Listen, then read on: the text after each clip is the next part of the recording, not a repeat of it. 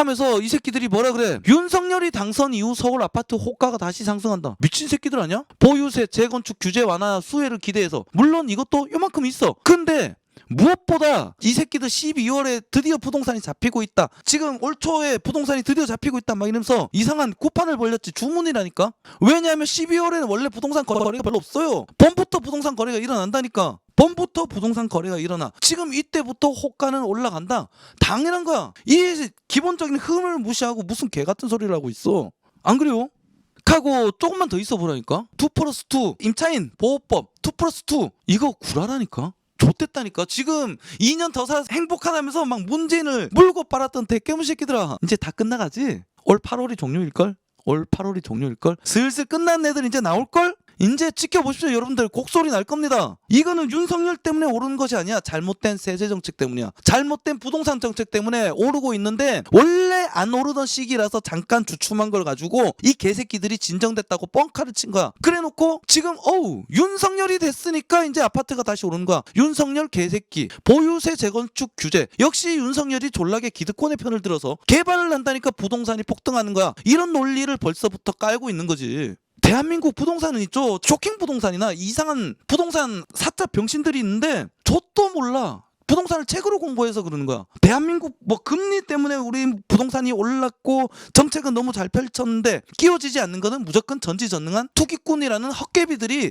대한민국 부동산을 올린다 이거야. 내 아파트 집값을 1억을 올리기 위해서 아파트를 막 수십 번, 수백 번 양도세, 등취득세를 내면서 샀다 팔았다는 자전거 거래.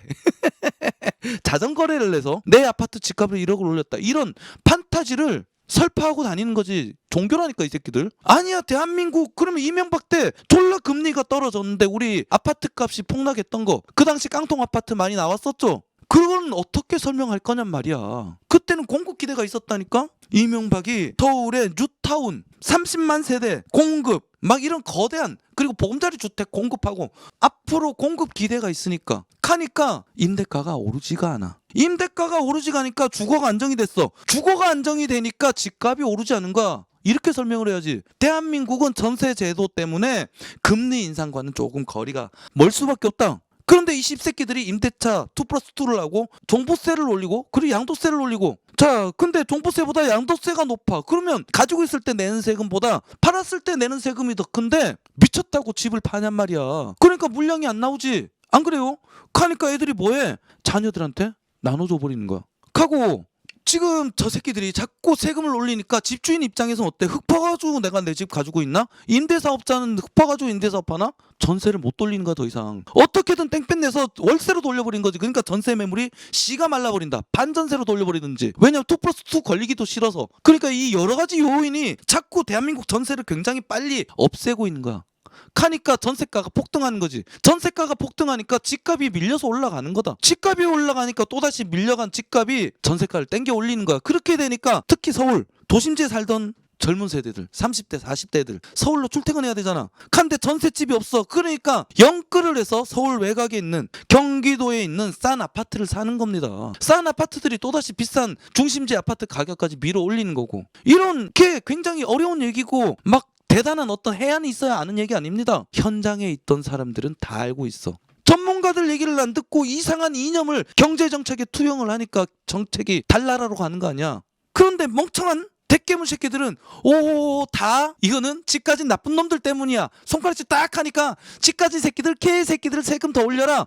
야 문재인 정권 만세 집 가진 새끼들 다 망해버려라 하면서 막 이질하는 거지. 아니 집 가진 사람들이 임대업자들이 없으면은 자기는 어디에 세를 들어사나. 웃긴 소리 하고 있어.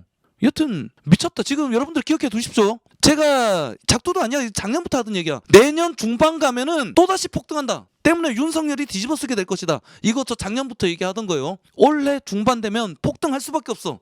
그리고 재건축 규제를 완화를 하면 재건축이 동시다발적으로 많이 이루어지겠지. 요건 윤석열이 좀 고민을 해야 돼. 왜냐하면은 지금 안 그래도 임대가가 이렇게 폭등하고 있는데 동시다발적으로 재건축이 이루어지게 되면 이 사람들이 나가서 세를 살아야 되잖아. 그럼 전세 매물이 더욱더 씨가 말라버린다. 그럼 전세가 폭등을 더욱더 부추기겠지. 전세난이 난 올 거라고 감히 예언을 하고 있습니다. 때문에 기억해 두십시오. 이건 윤석열 때문이 아니다. 문재인 개새끼가 지금의 이 지옥을 만들어놨기 때문에 해답이 없는 거야. 잠시 폭등을 시키더라도 재건축 규제를 확 풀어서 동시에 많이 진행될 수 있게끔 만들어야 된다. 하고